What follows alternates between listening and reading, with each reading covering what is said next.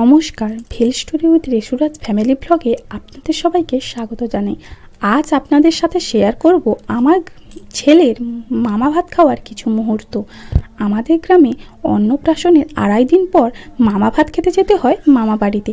আপনাদেরও কি এরকম কিছু নিয়ম আছে? কমেন্টে জানাবেন কিন্তু।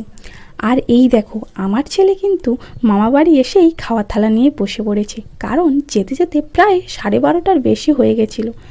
আর ওর মামা কিন্তু প্রথমেই ওকে পায়েস খাইয়ে দিচ্ছিল, কারণ বাচ্চাদের অন্নপ্রাশন হোক কিংবা মামা ভাত কিংবা জন্মদিন, প্রথমে কিন্তু পায়েসটাই খাওয়ানো উচিত, তাই না? রিশুকে কিন্তু এরপরেই দই খাওয়াচ্ছিল, কারণ রিশু দই খেতে খুবই পছন্দ করে। আর তোমরা কি এটা জানো, আমরা কিন্তু 2 বোন, আর ও আমার পিসির ছেলে। আমার মায়ের বউ ভাত আর এই পিসির বিয়ে একই দিনে হয়েছিল। প্রায় 20 বছর পর এই ভাইটি হয়েছিল, তাই এই ভাইটি আমাদের সকলের খুব আদরের। আপনাদের তো বলাই হয়নি, ওর পাতে ছিল 5 রকমের ভাজা, মাছের মাথা দিয়ে শাকের তরকারি, ডাল, এঁচোড় চিংড়ি, দই কাতলা, পায়েস, মিষ্টি, দই, পাঁপড় আর আমও ছিল।